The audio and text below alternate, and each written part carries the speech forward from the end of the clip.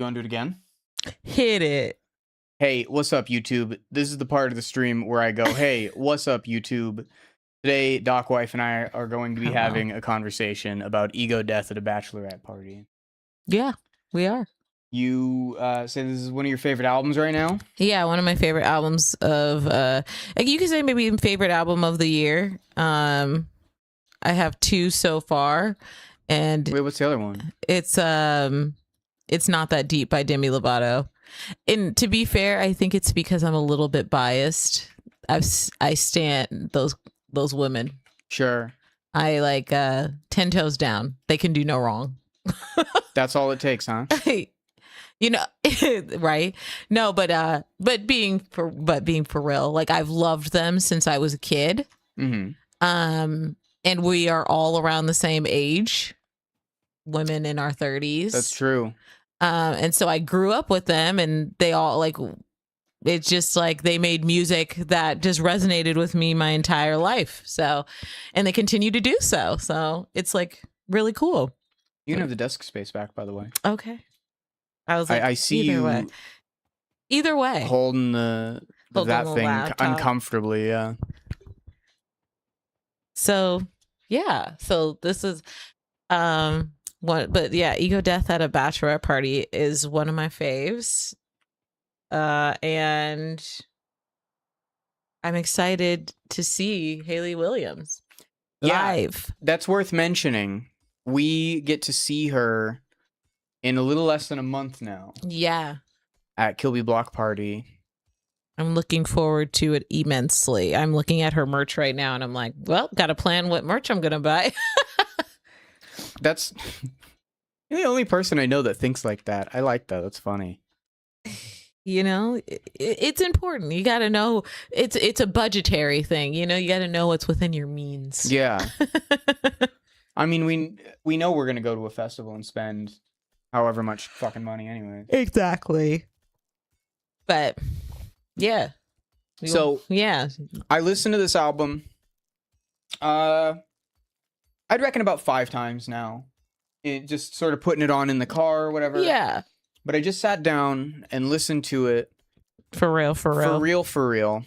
I mean, I was playing Street Fighter, to be fair. So how for real is, up to whoever else's interpretation. Right. Right. And I have some thoughts. Okay. I guess I'm just going to start spitballing. Unless you took notes. I wish I could show you guys this entire sheet of notes that you have before you. It's mostly like just like making notes about like each song, but I do have like just general notes as well, which are much shorter and kind of, but I was going to follow your lead. This is you were talking about earlier in your stream how you want to review music, talk about music, how you want to do it. So I was like, hey, I can be your guest, start this up. Well, we're still struggling to figure out how to format this, right? But right.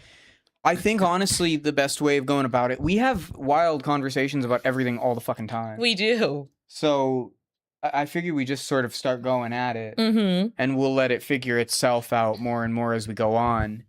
But I know of Hayley Williams.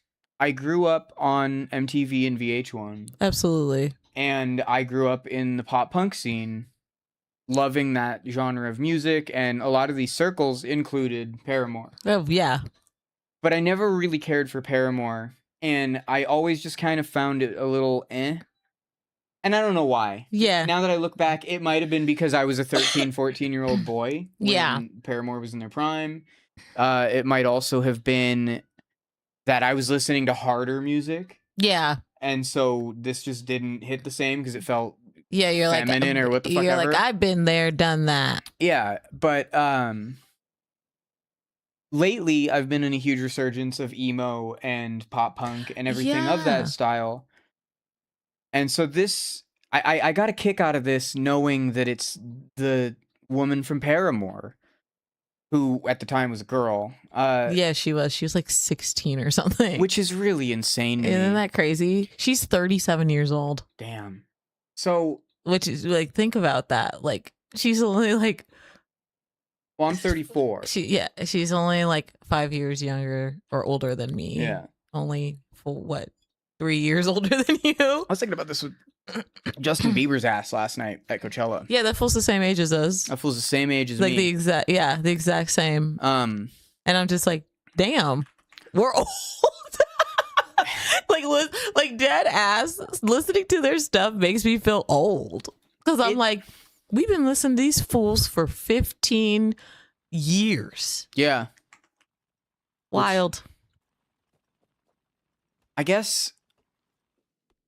So when I listened to this album initially, yeah, that's all I could really have in my head was it's Hayley Williams. She's from Paramore. Right. Everybody knows who she is and why she's famous. A lot of people love and revere her. Yeah. I think anyone that would dislike her is a moron. Yeah. Because I do think she's very talented and very cool. Yeah. Agreed. Yeah, I will say like the first viewing LOL listening of this album, I didn't like love it. Like I wasn't in love with it like I am now, but it's like it took subsequent listenings to be like, you know what? This is really fucking good. I love this. Right.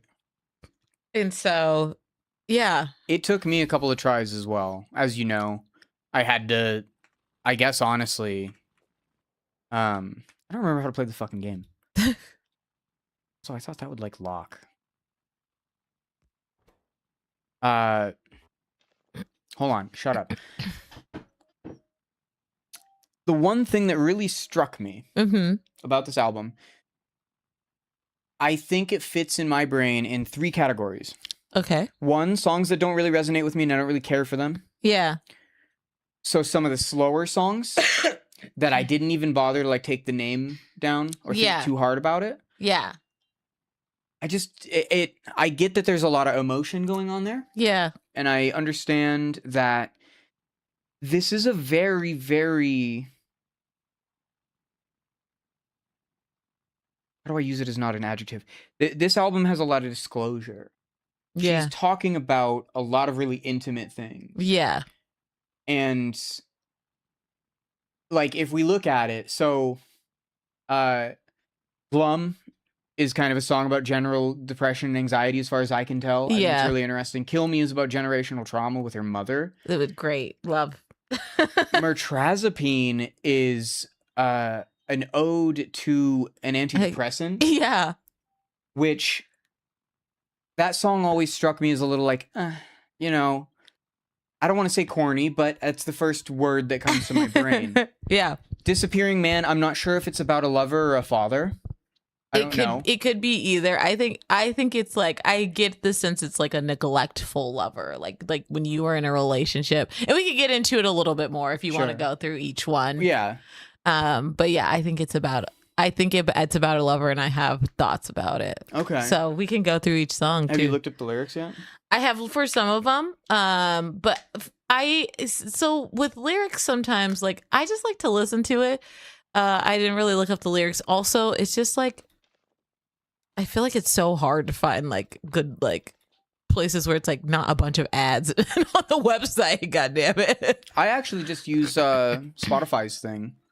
She doesn't have it for hers unless my thing is broken. I don't know. That's possible. It's always possible. Yeah. We can do title by title if you want, but I don't have full thoughts on each title. Yeah, and I think, and same here. It's just kind of like there's some that I have thoughts on because they're like my favorites, and some I'm like, that's good, that's fine. Yeah, you know.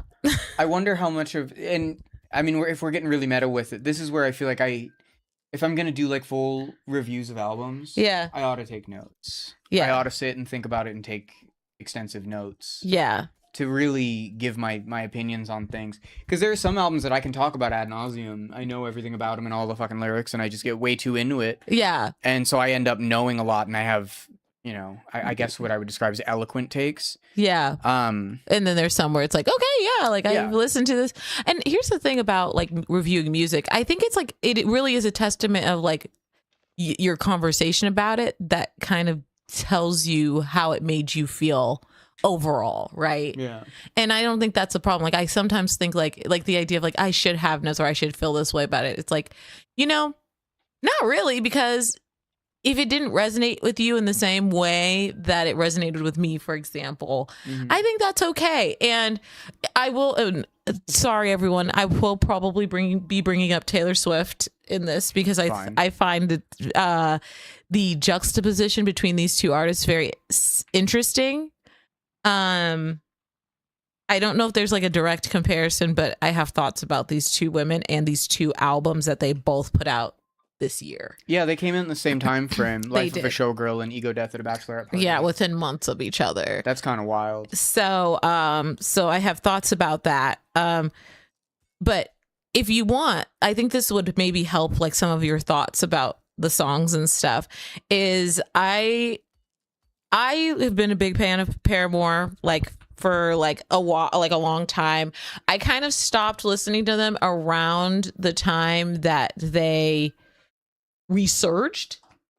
Sure. Like they had broken up and then they came back, and then I kind of like was into it, then kind of fell off. And of course, like I know like Misery Business, we know like all the stuff, right?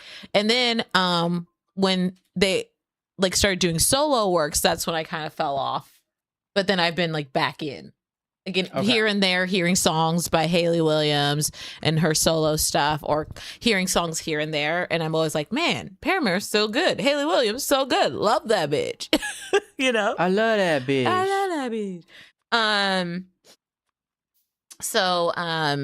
But I do think that it's just like some preliminary information that's interesting about Paramore is they are considered the millennial Fleetwood Mac. Really? Who's saying that?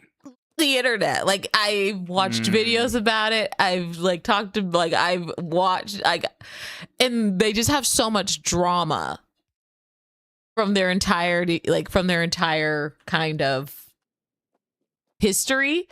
But long story short, you know, Hayley was 15 years old that she's like in this band with these guys. They're all young, you know, they're all 15 to 18, I think was the oldest. And because she's such an incredible talent and artist, she became kind of the face of the band, and it made other people in the band jealous, particularly her boyfriend at the time, who was in the band. And basically it kind of all fell apart. They broke up. Then they got back together with just herself, the guitarist Tyler, and the drummer, I think his name's Josh or something like that. So wait, who was cut? The bassist then? I think so. Now I'm really bassist. Let me click my my r/out of the loop link. So essentially they formed in 2004. Hayley Williams, Tyler York, he's guitar, Zach Farrow on drums, and is the current lineup. And then they had a Josh Farrow who was brothers. So Zach and Josh were brothers. Hayley was dating Josh when they were teenagers, and then Tyler York was there as well, right? So they've been like, it's been, you know, they broke up, they get back together into their into their current iteration that they are now. Well, it actually was Hayley and Taylor got the band back together. Then Zach Farrow came back in without his brother. And apparently his brother's like a white Christian nationalist and a homophobe and MAGA and stuff. So like his brother, Zach, had to come out and be like, I don't agree with this man. My brother is crazy. Like it's Fleetwood Mac levels of drama, dude. Damn. And then apparently there's been years of Hayley and Taylor having a relationship.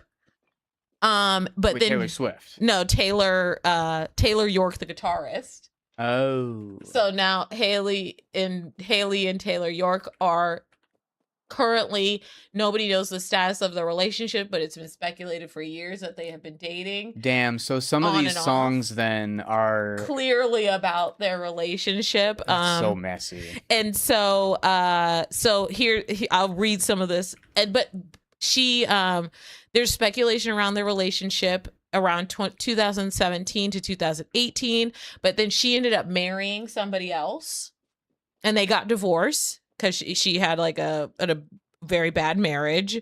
Let's see who she married. God damn. Because she references that as well. She does references. So she marries from 2016 to 2017. She marries a man named Chad Gilbert, who is from New Found Glory. Interesting. I loved New Found Glory as a kid. Yeah, so apparently that was a very and he's been married 3 times.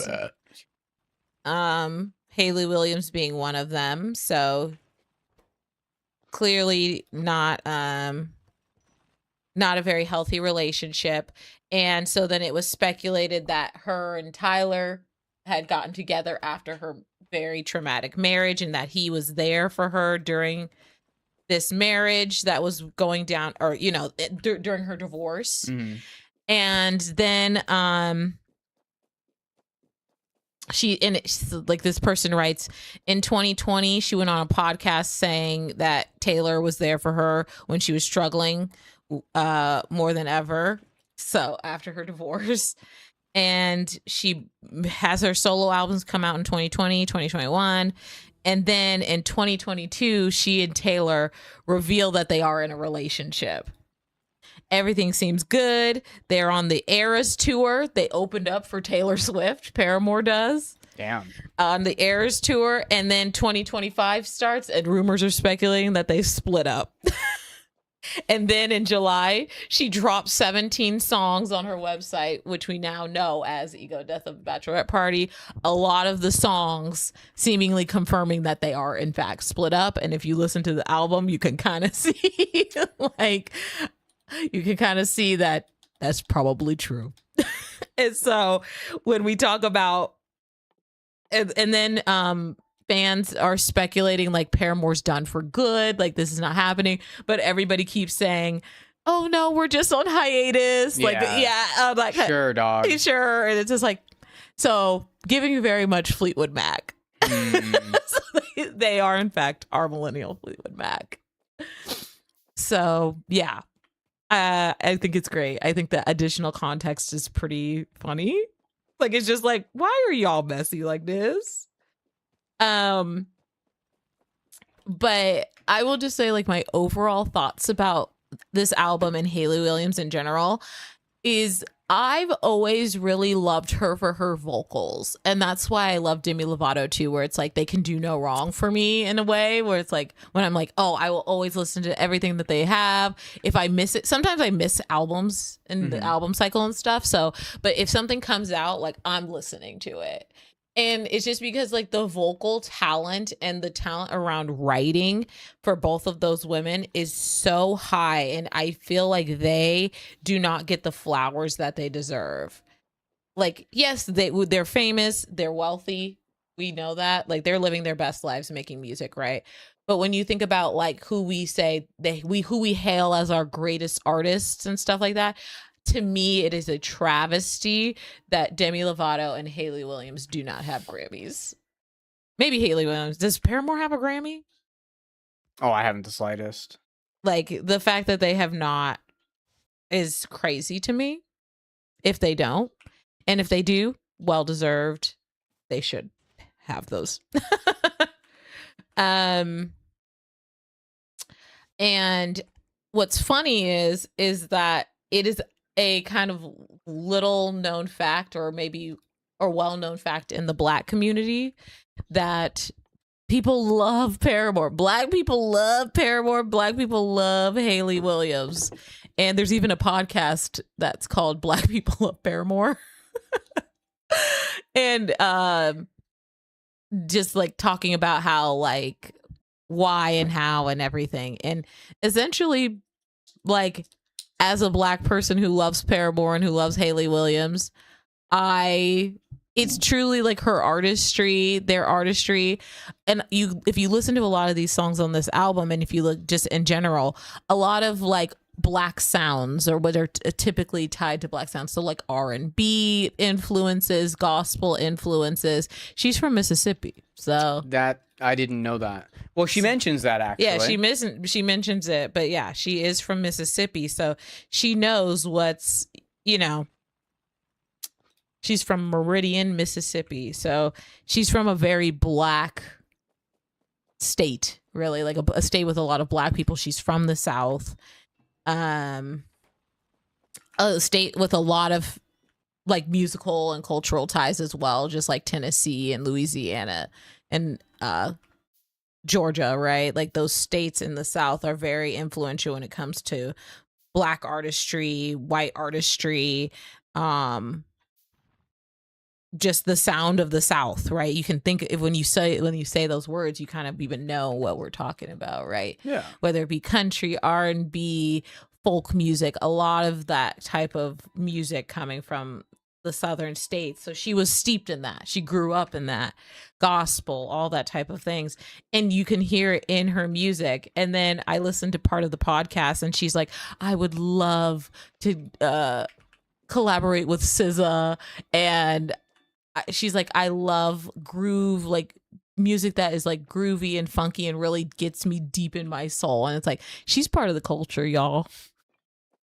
Culture with this capital C. She's in it, you know? Yeah. And sure. I have like, and on her album, she makes reference to that, but we'll get into it. But yeah, I think she has always, it's like the what, you know, like if any of you guys know, but like, it's like having the white kid who lives in the black neighborhood. Yeah. That's her vibes. It's like, she's one of us, you know? She's part of the culture. She gets it. And also she just really, I like how she mixes genres in her music. She kind of does a little bit of everything. You hear folk, you hear indie music, alternative, rock, gospel, R&B, a little bit of hip hop influences with some of the drum beats that she'll use. It's just real. She's just a really interesting artist. So yeah, I stand that woman, y'all. I love her. I didn't know there was going to be a black tie-in on this. Right? Who knew? But didn't know. Who knew? But you know, you gotta, since you have Black Doc Wife, there will always be, I guess, an element of intersectionality, I suppose. Yeah. But there was another thing I wanted to mention, but that's it. I think that's it pretty much. I have to say. You sidetracked me so hard. I just immediately got. You got into the game. Well, no, no. You got into what I was saying. Yeah, well, I was talking about, we only made it through 3 tracks. Yeah, so I only talked about 3 different tracks. So we can. And then you started talking about. I was like, pop it off. I started going off. So do you want to start from the beginning of the track list? No, absolutely not. Where were we? Because we were talking about Disappearing Man. What's it called? I just wanted to talk about Kill Me real quick. Okay, go for it. Yeah. Kill Me is my favorite song off the album. I think it's the best. As a person who has a mother with a difficult relationship, and clearly her generational trauma has affected me, and it's like, I get it. Sure. You know, you can never do anything right. It's always going to be a problem with her. It is like, I love my mom. My mom's great, but like we have a complicated relationship for sure. And she hits the nail on the head, and I think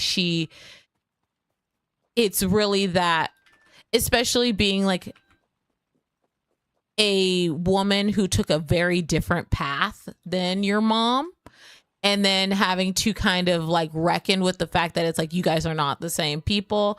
They don't see you on your decisions as correct, quote unquote. It's just like such a good, like, I just love that song. It's just so relatable. And I think that's why I love it. Oh, and also the riffs that she's putting in there, like, I'm like, girl, you better sing. Okay. So yeah, love that song. So that's a song that struck me at, I liked it. Mm-hmm. And I get it. Yeah. But I think there's something between mother and daughter that I'm just never going to understand. Yeah. Yeah. Yeah, I think it's like a very complex thing, and I think therapists and mental health specialists and psychologists are analyzing it to this day, of like the idea of like jealousy and like the narcissistic parent and emotionally unavailable and emotionally immature. There's so much stuff, so you know. Yeah. And it's like when you are like, and when you have like the same, like, and when you're both women, like there's like this idea of inherent competitiveness between women. And so how does that play out when it's like this person's supposed to be your caregiver, right? And then when you start moving into womanhood and they're no longer your caregiver, the entire dynamic should shift, but sometimes it doesn't. Right. It's very complicated. And I think as a woman, I feel like that she really nails like those complicated feelings, and like that song just feels like fucking I don't care. Like fine, it's like it's fine. You could be mad. Like, and I'm just like, there's a lot of days that I feel like that, and then there's days where I'm like, oh man, my mom's gonna be so mad at me, and then I have to remember I'm 30.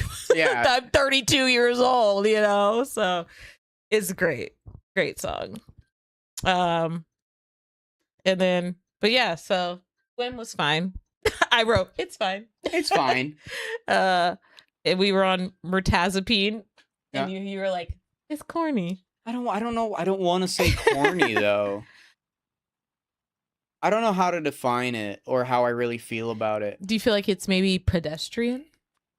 I don't know, man. What the hell does that even mean? Like, I feel like very pedestrian. Yeah, like it's kind of like, it's kind of like I've always assumed like when people say pedestrian, we'll look up sure a definition, but they're kind of saying it's just very common, just like, yeah, sure, you're making a song about antidepressants. Yeah, everybody does that kind of thing. Adjective, lacking inspiration or excitement. Well, it's obviously I think it's my personal like preference and opinion on pills and antidepressants. Mm-hmm. That if you're taking a medication and it changes your life, I'm happy for you, but I don't understand. Yeah. Oh, I was gonna have you pluck this nose hair for me. Wild. It's tickling the inside of my nose now. Yeah, it's an incredible nose hair. I do have to say, I think mirtazapine is like my third favorite album. Really? And it once again, it comes back to like relatability, and I think like there's a vulnerability of telling the world like I'm on an antidepressant and it's literally making my life run. Right. I'm literally able to function normally because I'm taking this thing, and it's like, and I like the line where she says, who would I be without you? And it's just like the idea of feeling like, am I like, what would happen if I wasn't on these, like, and those are things that like a lot of people that I've talked to who take like antidepressants or anti-anxiety or ADHD medication have like said, where it's like I'm mad that this has to, like, this makes me function. I'm upset that this is how this has to be. Like this, it's like they have a lot of those feelings. And I think that's like a very vulnerable thing to kind of be like, to say that out loud. Yeah, and, sure. Yeah. And I think that's like, I like that.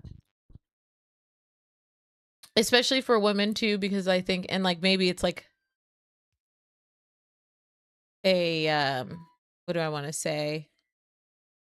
Maybe it's like still feeling social stigma, but like, you're supposed to have it together by the time in your 30s. You're supposed to have a family. You're supposed to be all good. Like, why are you depressed? Yeah. Like that shouldn't bother you. Like, there's a lot of still that kind of talk. And yes, as millennials, we've kind of made strides in mental health education and discussions. But the stigma still exists. Around medication for sure, and in general about mental health. And so I think it's very vulnerable to be like, hey, this shit is what's making me function, y'all. Yeah. And so I think that's really cool. And it's like, I think that's really cool of her. So I like that. I like that song. Fair. Sure. All right. Yeah. Next. Excuse me. Next is Disappearing Man. I just sort of Yeah. I get it. I get that it's, it's about a traumatic experience with a man in her life. I don't know if it's an ex-lover or father. I haven't read the lyrics or done any research on it. Yeah. It was an all right song. Yeah. I like the sound of it. Like sonically it gives Paramore vibes. It's like a nostalgia kind of sounding song. I think it's about like a lover. And the reason I think that is like there's some things that she says in the lyrics, like, um, she's like, you could really have anyone, but you can't have me. Like, kind of like, why? Kind of asking the question, like, why did you do this? Like, why are you being like this? And there's like, I think that this may be a reference to her marriage, possibly. Who knows? But I think it really hits at the home at the idea of when you feel, what's the word? When you feel neglected in a relationship and you just feel lonely because that person just isn't there. And you're kind of just like, then what are we doing? And yeah, and I just feel like that song too is just really relatable when you just feel like you're on your own out here. And it's like, having experienced that in the past to some degree, I'm like, yeah, I get it. Sure. I get it. I think a lot of this album is like, I'll be listening to songs and I'm like, yeah, I get it. Sure, I understand. Yeah, sure. Yeah, it's like, girl, I get it. Yeah. But all right. That's my thoughts on this. Yeah, I don't know if I have any further thoughts on it. It just sort of, and that's, you know, so now that I'm really forced to think about it, Yeah. that's kind of where I feel about a lot of the album. Mm-hmm. Because I guess I don't know, it doesn't fully click. Yeah. But I think sonically I really liked a lot of it. And speaking of which, Love Me Different is insanely good. Yeah. And it's very obviously heartfelt, very obviously thoughtful. Yeah. Cool song overall. I really like that song. I wish I had taken notes. Brotherly Hate. Oh, well, something else I was thinking about is I don't think Hayley Williams is concerned with radio play anymore. No, this is art. And so the songs where she does swear, it feels very intentional. Yeah. Such as Brotherly Hate and Ego Death at a Bachelorette Party. Yeah. Absolutely. What do you think of Ego Death at a Bachelorette Party as a track? I like that. I like that song a lot. I find it really interesting because I'm like, I'm not really sure what she's talking about. I don't really understand where she's coming from and what she's, So trying to. Have you ever thought about ego death as a concept? Most people only learn about it when they do hallucinogenic drugs. No, I have not. So ego death is a complete loss of subjective self-identity. Okay. And it's how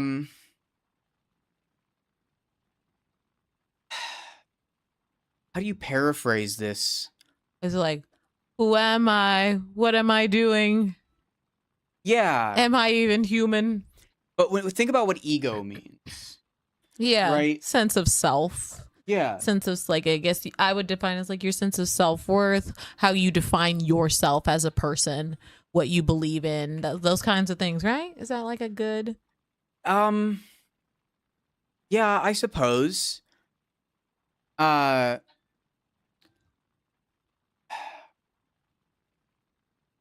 she's talking about doing MDMA. Oh. And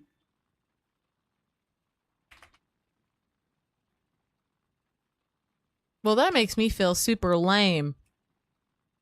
Because I didn't get that. Yeah, well, and so that's if I'm not mistaken, right? Yeah. Am I entirely?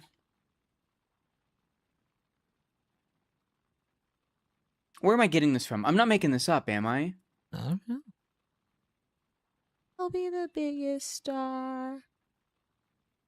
Because I'm pretty sure what she's talking about is she did MDMA at a bachelorette party, and she's experiencing ego death in the bathroom. And it's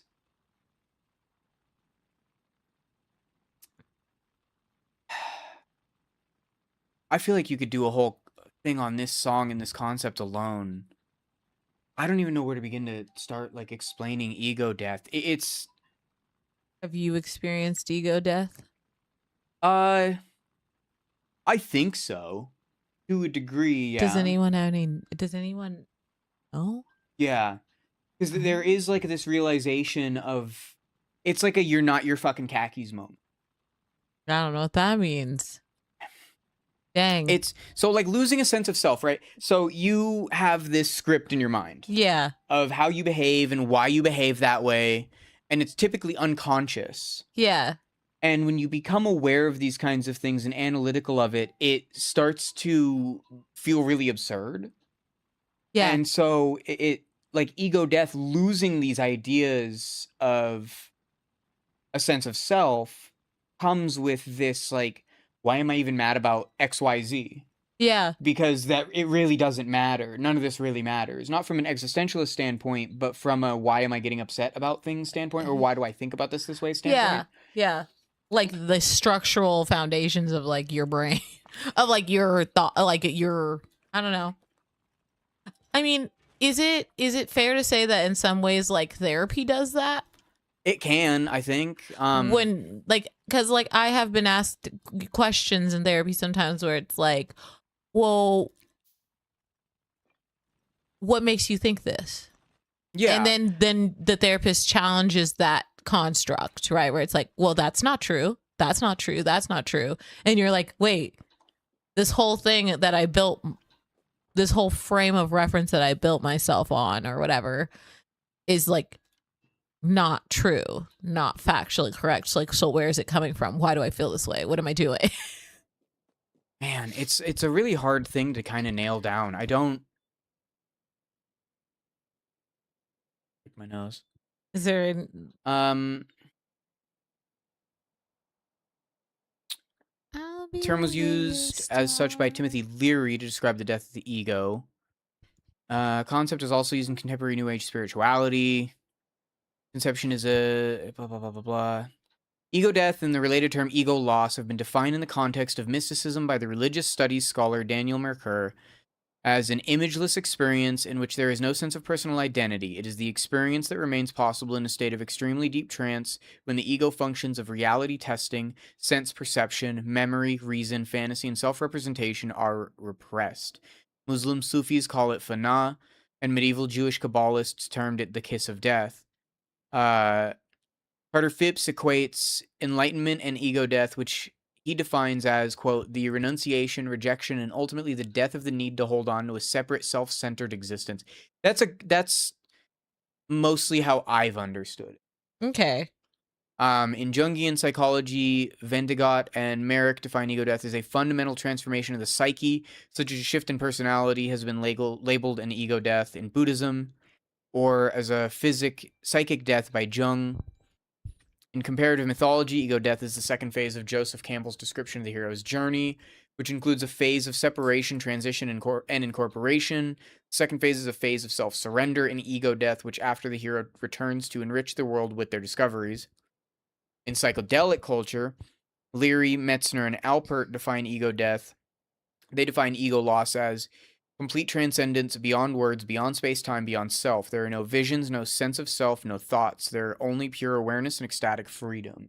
Okay. So awareness is a good word to use in this conversation because one of the like ideas of meditation and one of the things that you regularly experience on psychoactive drugs is a profound sense of awareness.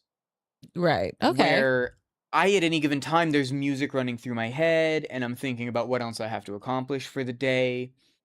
And in these scenarios, like through ego loss or what the fuck ever, that's there. It's not like you're just memory wiped. Yeah. But it's being able to experience everything and nothing all at once. Okay. Being very, very aware of your body and your place in space-time. Okay. And so I've heard, right? So there's a type of therapy, Like ketamine therapy? ketamine therapy, psilocybin therapy, and Yeah. what you do that because drugs like that rewrite and reenact, like structure your neural pathways. Yeah. And so from like, I guess from a neurological standpoint, then relating it to the feeling itself, I guess, it's kind of almost like the feeling of like, okay, I have all of these, I have this whole background of me as a human being, but right now that just does not matter. Yep. Because I am an entity that is alive, and like now we can almost repave. Yeah. So there's a quote by, I want to say it's O'Leary, but George Carlin references it, and he's talking about hallucinogenic drugs, and he's talking about the media representation and rhetoric surrounding them. Mm-hmm. And he said, what if journalists reported drug experiences honestly? And the headline would read something like, young man realizes that we are all just matter condensed to a slow vibration, and we are everything and nothing all at the same time, and nothing matters. Yeah. Right? And that's someone who isn't me having experienced psychedelic drugs. Mm-hmm. I understand that's a lot of what it's like. Yeah. That's not a bad way to think, though. No, and I do think that there is great merit to be found in psychoactive drug therapies. Mm-hmm. Because I know that for a lot of people utilizing psychoactives, you know, there's that feeling of like, I'm going to be so much smarter after this. Mm-hmm. There is. There's a growth in learning and understanding that isn't previously, that you don't previously have. And a lot of people have always written this off as just mysticism or hippie bullshit. Hippy dippy bullshit. But we do now have empirical evidence that psychoactive drugs do facilitate neuron connection. Yeah, and then reconnects, stimulates. The way that I've heard it described is restructuring neural pathways, so then you can rewrite and kind of think how you previously structured memories or thoughts or social, So that's what I thought. Do you think that she may be referencing doing like that type of therapy? That's possible as well. I might just be making this up. I'm not sure, but I, for whatever reason, am under the impression that Does she talk about this somewhere or something? I feel like it. I might just be making this up. Let's see. I'll look it up on this side since you're powering your geodesic dome. Yeah. Do you like how I use the formal words for it? Yeah. Remember at Kilby when we climbed the geodesic dome? Yeah, and then they told us get off. Yeah. And we bent it. Yeah, we broke the fuck out of that thing.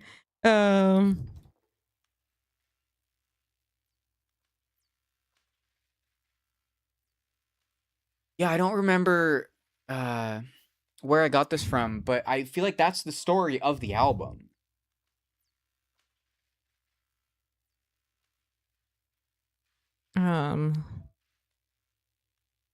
Let's see.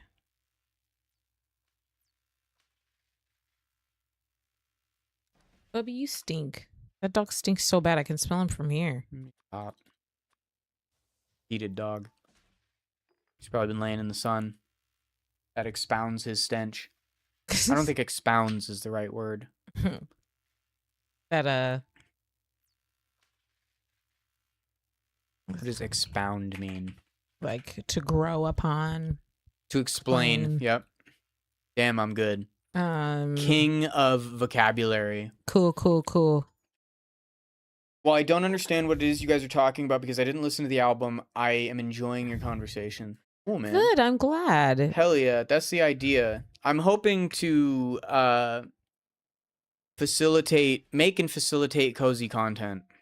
Yeah, I love cozy content as a person who, watches it all the time. I'll be watching the shit out of that dumbass Good Mythical Morning. Oh, I like that show. So I'm just, yeah, it is good. I'm just sorry. I will cut back in. I looked up. I had to go on Reddit, our favorite fucking horrible site. Shithole. Yeah, our favorite shithole.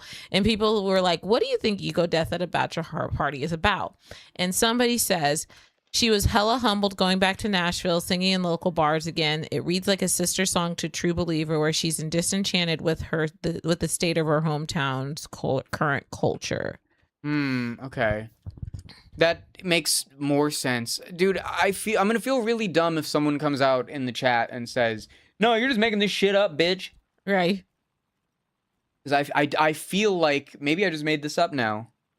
Can you hand me my water? Yeah. Please and thank you.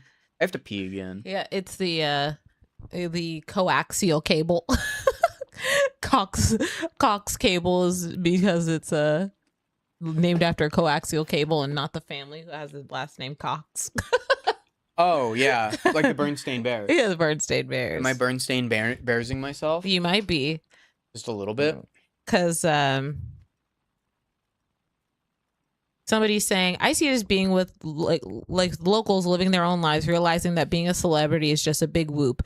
At the end of the day, we watch and listen to famous people's work and their dramas, but when we look back into our everyday lives, they don't really matter to us, or they don't really matter in a bigger picture. And I'm like, that's a good. I don't know if I understand. Yeah, I don't know. I don't know if I understand at all. Yeah. To be honest. Yeah, I don't know. That I'm a little embarrassed. I hope this is the second time today I'm embarrassing myself on stream. Yeah. Wow, embarrassing. Anyway. Let me pee real quick. Okay, we'll take a pause. I will keep reading Reddit and see if we can figure out what this song's about. Well, I swear to God, there's a fucking story that I'm not just picking up. I must be. Let me look it up. Let's see. I'll be the biggest star at the country western party bar. No use shooting for the moon. No use chasing waterfalls. I'm the biggest star.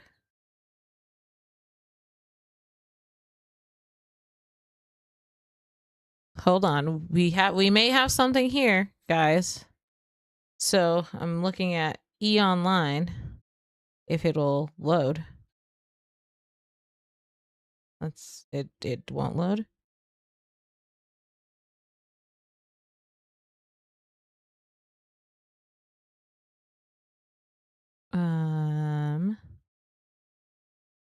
Hayley Williams is a Grammy Award winner, so good. So in fact, she did. She struggled. This article. This I can only read the tagline because when I try and load it, it breaks. But it says the Grammy winner explained that experiences with an eating disorder and stage fright led her to start a form of PTSD treatment called MDMA.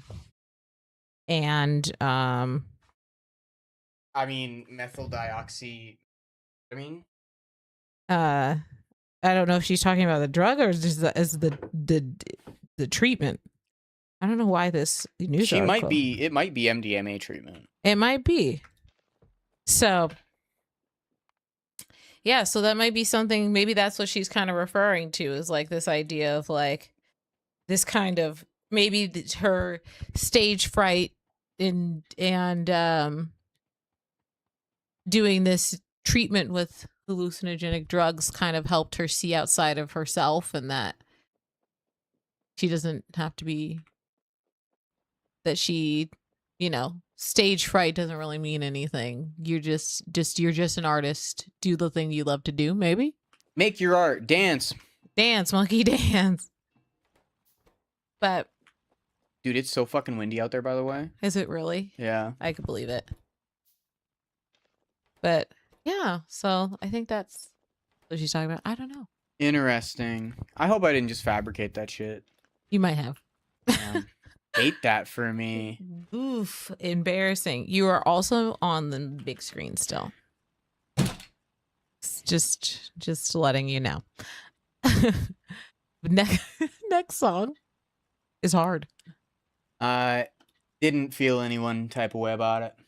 I like that song. Another relatable song where it's just like you've been through the worst and you're with a new partner and it's just like nothing will be as bad as what it was before. So sure. Like I've had to deal with a lot of shit and I was like, I really relate to that one, but it's not my favorite, but I get it.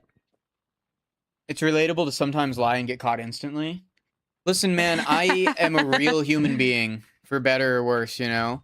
That's something I think about frequently, actually, because I, like, putting myself out there on the internet, I fucking hate, like, jump cuts and shit like that. Oh, like, yeah. If you're gonna, well, I don't hate it, but... Like, we just go... I want to make content that I think respectable, and... I'll be honest, when I make something up or I get caught. Yeah, we were like, oh. I don't lie, so, ever. I'm a horrible fucking liar. You are pretty bad. I can't even keep your birthday gift secret from you. I know. It's cute. I love it. So Discovery Channel was the first track on this album. I remember we were driving to the Smith Center on our way to watch The Lion King. Yes. And we were listening to this album on the drive. And I wasn't really paying attention. But then this song came on and you were like, huh? And so this is where I really step in and get my rant going, okay? Uh-huh. I, listening to Paramore as a kid on MTV, and all of my, like, girlfriends loved it and shit. Just whatever, right? Mm-hmm. But what I did listen to was Bloodhound Gang. Bloodhound Gang was a band that was very popular when I was between the ages of, like, I think they started in, like, 98, but yeah. I caught on to them because they had a music video that played on MTV that had Bam Margera in it. Love it. And being the gamer that I am, I loved Bam Margera. Yeah, we all love Bam Margera. And so, because Bam thought this was cool, I thought it was cool. Yeah. Just like him. Yeah. Which, to be fair, he was obsessed with him. Well... It's funny because Villavallo of Him talks about Bam and him's success in America, and they are so interlinked. That's so funny. Because Bam first fell in love with him off their, like, first album or whatever, and then just drawing pentagrams on everything. Yeah. And it became so synonymous with him, Bam, that is, that you know, it's kind of like their logo. Both him and Bam Margera. It pretty much is. I thought he was a member of the band. I could see how you could get that misconception. I was like, oh wow, he does skateboarding stuff. He has the show, and he's a member of yeah, a band. He's not. He's not. Well, he was technically, but the folly of this chapstick on a lighter leash. So, anyways, I recognized the melody to Discovery Channel almost immediately. Ah, okay. She interpolated. It's like I could sense it. I don't think she interpolated, actually. I don't know exactly how well it's covered, but and she's obviously not, like, the first couple bars aren't Discovery Channel. And it's an acoustic slowed down version cover of it. But throughout this album, there are a number of tracks that I said this song would fit in any, like, Starbucks in 2008. Yeah. Right? I could see that, yes. And I got distracted thinking about Zigazow's chat message because, quote, it's relatable to... Quote, while I don't understand what you guys are talking about because I didn't listen to the album, I am enjoying your conversation. That feels like an industry plant. Like I planted that chat. It does. In an otherwise but quiet I still chat. love it. Right. So anyways, this song or this album has songs on it that feel like relics of the mid to late 2000s. And I realize now it's one because it's Hayley Williams' voice and style. Yes. And she was kind of the voice of a lot of that generational period. Yeah, she was, yes. And because she covered this fucking Bloodhound Gang song that I don't think anyone else cared about except for 13-year-old boys and frat boys at parties. That's amazing. And I did not know that was a cover. Yeah. And it's the whole song, like the actual song, is just an immature song about sex, right? Yeah. But I get such a kick out of the fact that that's an actual. She actually chucked that in there. Honestly, the way she sings it made me believe that, like, damn, that, like, she felt that shit. Yeah. Maybe she listens to that song and she's like, yeah, I want to fuck like that. Maybe. That's always possible. And that's why she's like, I gotta cover this, you know? Maybe. It's You never know. You never know, man. I can't. It cracks me up. It's a goofy one. That is funny. So I respect that song. I don't know if I really feel it or care, but it's one of those that it really caught me. True Believer, track 13. That's her political song. Love. Yeah, well, and it's jabbing at politics and religion at the same time. Yeah, it's like capitalism bad, white nationalism bad, Christian conservatism bad. Yeah. And I'm just like, go get him, girl. Based. Eat it. Eat him up. Eat him up, bro. I think that song's fascinating. I guess I don't have many further thoughts about it, you know? Yeah, no, she said what she had to say, you know? Yeah, sure.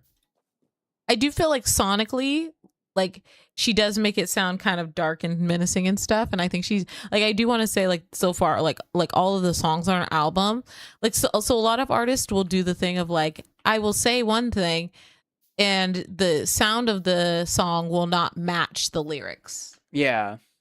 But I feel like she's definitely matching the lyrics in the song, like the sound of the songs together. And I really like that. It feels like more emotional and more emotionally driven, I guess, maybe. So yeah, I'm a fan.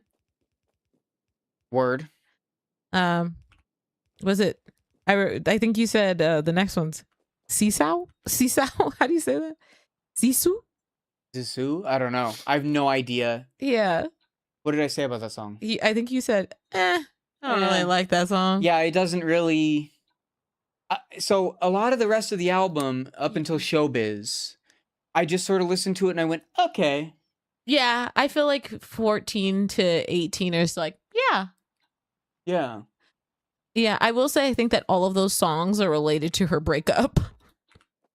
Okay. Like, I get the sense, like, it's like, it was like a few of them are like, I'm here for you.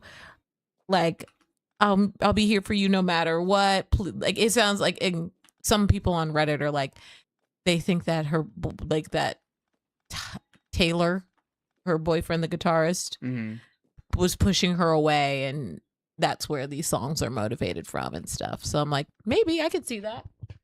But yeah, they're kind of just like, they're just like, not every song can be a banger, and she has 20 songs on an album, so. Which is really impressive. When we talked about this before I started my stream, I was like, how long is this album? And you said it was, it's almost exactly an hour? It's an hour and 6 minutes. Hour and 6 minutes. And that's kind of wild to me. Because you don't get a lot of that these days. Yeah, it's always 45 minutes is about the average these days, seems like. But she's making art for herself, I think. Yeah, which I think is a huge thing for this album in general. Mm-hmm.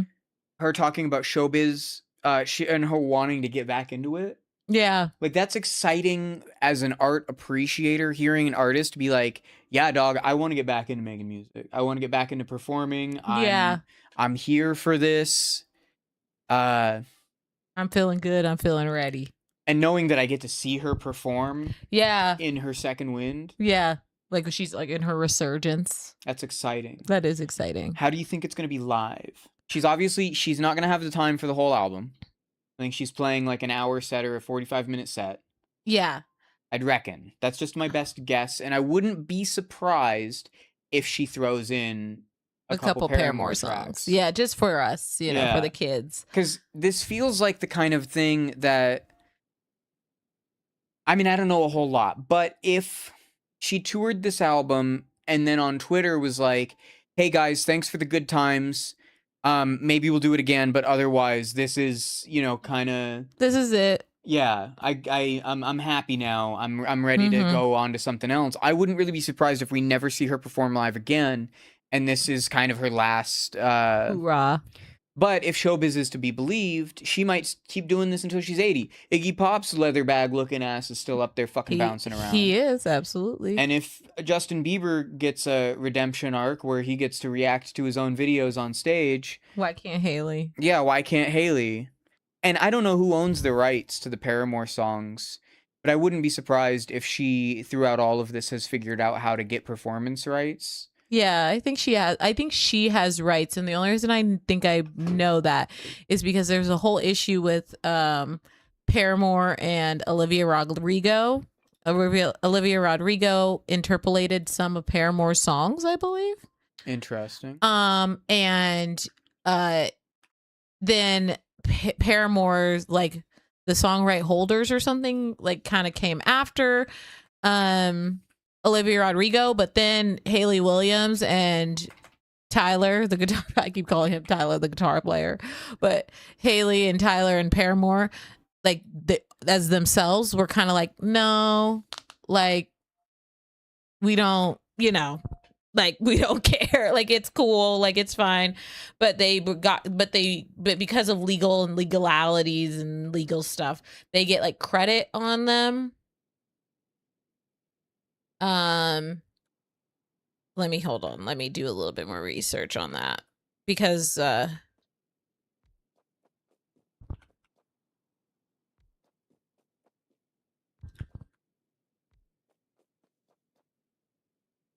put on this DMCA free music in the background so that it wouldn't just be a silent video. Or not silent, but so it's not, Yeah. No, it's nice. Well, I'm glad you think so. I was about to start talking shit. Oh, you were to be like, it sucks. Well, it's just so drab, I bet a lot of it is someone's like first project. Yeah. And that's great. Or like a college, like I'm going to create an album. Yeah. Or maybe they're just doing their job and they're part of an agency to make music. That's also possible. Content free music or whatever. Yeah. So the tea about the Haley Williams, Olivia Rodrigo Paramore thing is that Olivia Rodrigo has a song called Good For You, and it's actually Haley Williams and former Paramore guitarist Josh Farr were added to the credits, with Warner Chappell Music, Paramore's publisher, celebrating the inclusion. And apparently Haley Williams was put on Instagram that her publisher pursued the credit, joking, saying like, our publisher is wilding right now. So she was like, okay, but like the publisher had a problem with it. So she's clearly, by her saying our publisher is wilding right now, she clearly is in still talks with them, I guess, and that's why she could probably play Paramore song. Yeah, I can't see, like, if I was a judge, right, and I had to oversee this case, I'd be like, listen, fellas, I'm glad you were in this band, but she's kind of Paramore. She even jokes about that, doesn't she? She says, you can call me Mrs. Paramore or something like that. Yeah. I loved that. Because you don't... Oh, what's another good example? It would be like if Black Sabbath wanted to go on without Ozzy. Like, you don't get Sabbath without Ozzy. Yeah. Right? Like, how do you even begin to... You can't do this without Haley Williams. Like, she's that girl. Yeah. She's that girl. We love her. That feels very important. Yeah. And, I mean, it's well-deserved. I mean, she's just so great. I did want to mention one more song because like the rest of the album is just okay, but The Good Old Days, I love that song. I think it's track number 19. I remember hearing it. I don't remember anything about it. So that's like her R&B. Like I think that's my second favorite song off of the album. Okay. What's it called? If you want to mute me real quick, I can play it to remind you. She's probably going to do her most played off this album, I think. Easily, yeah. And then just call it a day. You can probably just play it. It's not going to pick up on the mic. And if it does, it's whatever. Yeah. Yeah, this is a good track.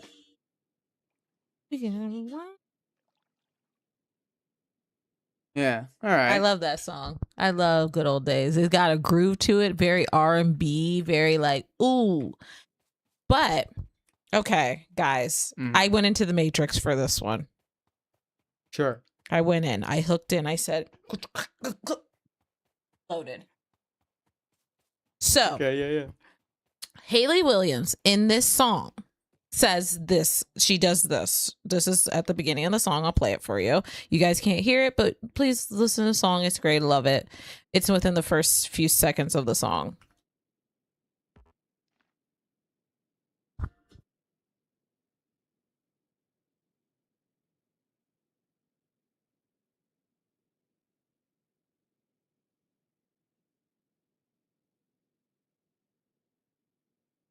Okay. That song, that part of that song is an homage to Beyonce's Drunken Love. So the first verse. So we'll listen, we'll pull it up. I know power. What am I doing incorrectly here? So for all of you guys who don't know, Beyonce has her song Drunken Love, and she talks about riding on that surfboard.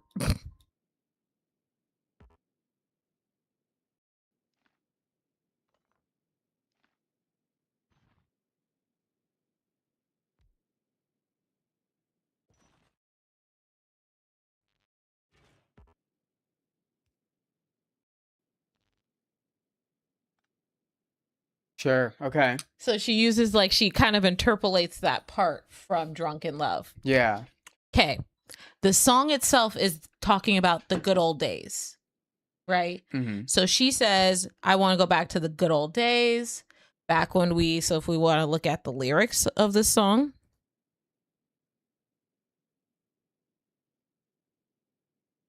Hold on, sorry, gang. Just looking up dead air. I don't know why I don't have fucking power. I don't understand this now. You forgot how to play. Yeah. Well, I haven't. I think the last time I played this game was like 2019, except for recently I taught Nas the basics that I knew. Yeah. And I don't know why this isn't working. And you're like, what's happening? But essentially, she's talking about, like, she's like, we could sneak around like we're on tour. If you want to call me, you can call me Miss Paramore, because I miss you. Like, I miss the rage. I miss the real ink on the page. Who knew, my baby? Who knew the hard times were the good old days, right? Talking about, like, and I think this is in relationship to her and Tyler, the guitarist, dating. Okay. The reason I believe this, guys, we're going to get into this. So I looked up a little history. We're going to go back to Drunken Love real quick. Drunken Love was released in 2013.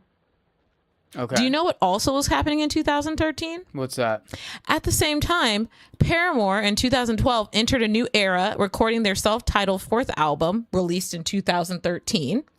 Following the departure of the Farrow brothers, the band, consisting of Hayley Williams, Tyler York, and Jeremy Davis, played summer shows, including a major return gig in Pomona, California, on August 14th. Interesting.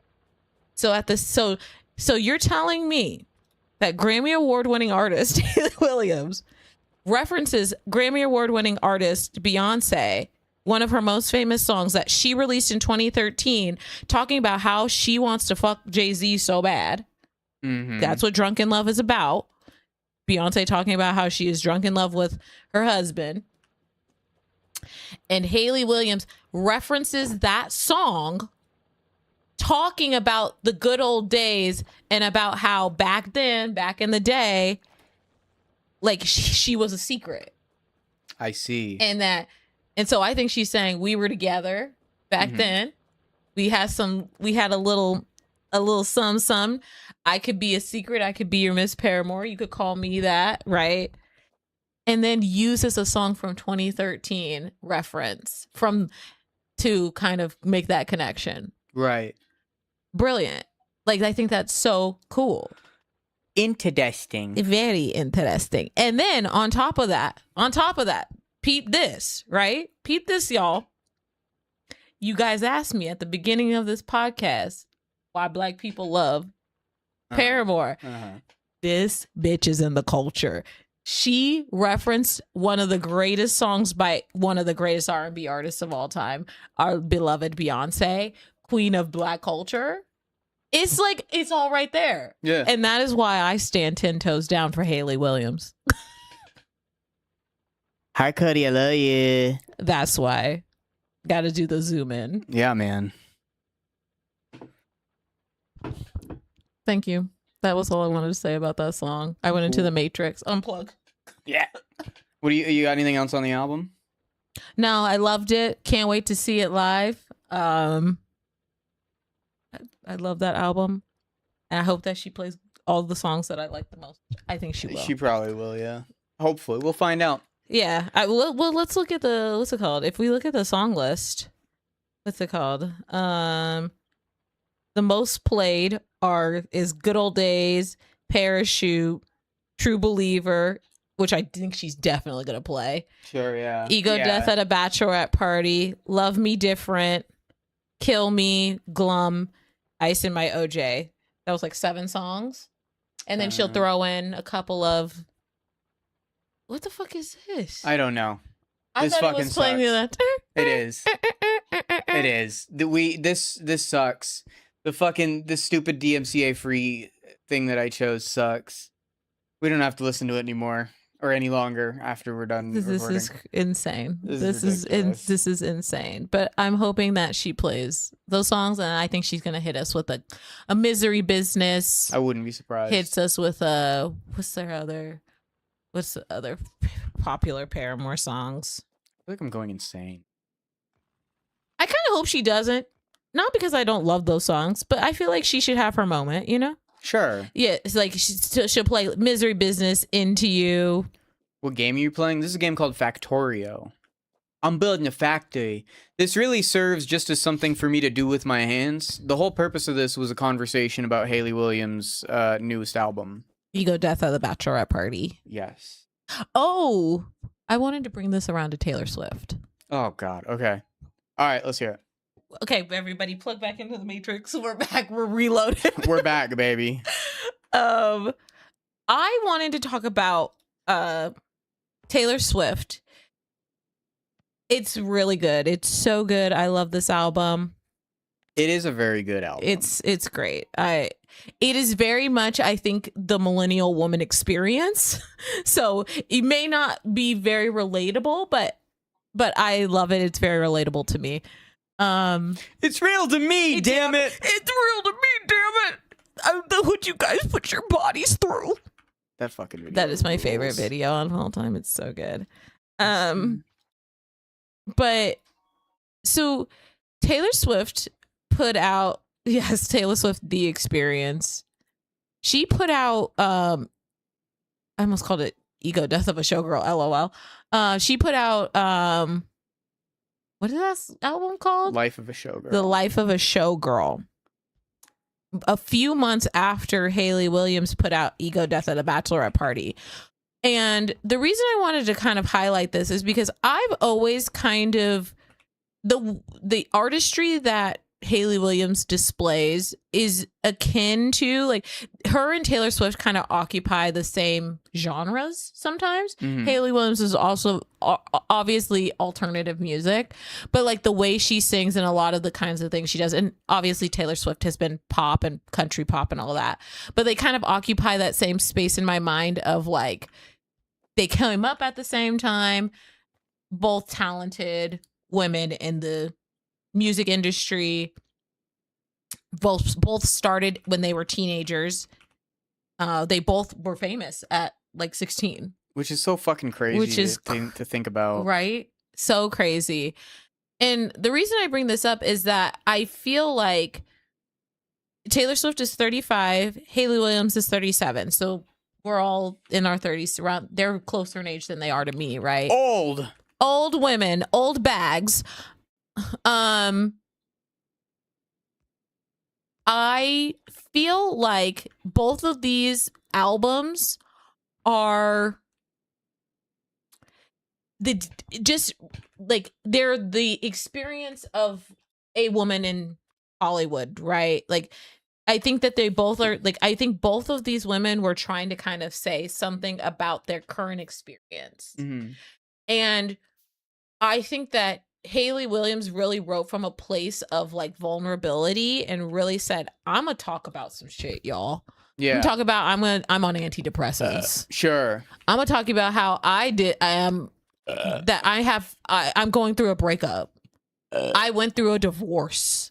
I have all this shit going on in my life, and it feels very personal. It feels very real. And she talked about things that I think a lot of women in our age group are dealing with. There's a lot of women getting divorced now. Yeah. There's a lot of women who are in newer relationships or in relationships where they're having relationship struggles, or have been in relationships, whether or not be a divorce, but been in long-term relationships. Now you're in your 30s and you're like, oh my God, what was that? You know? Oh my God. Yeah. You've been hardened by it. You've had to deal with all of these things, and you're just trying to survive as a 30-something, you know? And I really think she kind of hit the nail on the head. Issues with your friends, issues with your parents, dealing with the political system right now. She really, really captures a lot of that. And it feels very personal. It feels very vulnerable. And I think about Taylor Swift's album, Life of a Showgirl, where it's like, she kind of talks about her life in the sense of like, I'm getting married and I'm so happy. And it's just very surface level. And it's very kind of this, what a lot of people kind of in social, you know, the social conversation have been saying, feels very childish. It feels like it's not relatable whatsoever. She's got a song comparing Travis Kelce's wiener to a tree. So. Exactly. Right. And it feels just like so tone deaf, right? And she talks about how all her friends are canceled and stuff, and it's just like, that was the most cringe part of that whole fucking album. It really was. It's like, girl, you're a billionaire. And so it kind of, I bring up Taylor Swift in the sense of like, this is the difference to me between an artist and a capitalist. Sure, yeah. And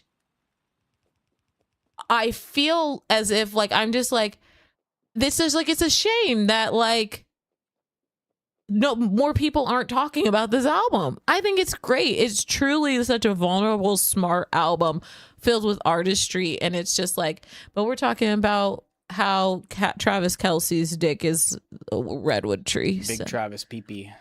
Which I don't know. I don't know if I believe that, y'all. But no, what do you think it's actually like? I think it's probably just average. You know what I'm saying? Probably. Which makes me think like, Taylor, what you been doing, girl? If this is a redwood tree for you. Damn. That feels like the biggest call out of the season. Like, I don't know why I don't believe, but I just don't. Sure. There's just something about it where I'm just like, huh? What's wrong with you? But yeah, so that's my thoughts about Haley Williams. Love her. She's great. Please listen to Ego Death at a Bachelorette Party. It's probably my album of the year. Album of 2025. Damn. Yeah. You got anything else? No, thanks for inviting me onto this podcast. Hey, dog. Thanks for literally everything. For yapping about freaking Haley Williams for 2 hours. I mean, I don't know if it was that long. I have no idea. Who knows? Who knows?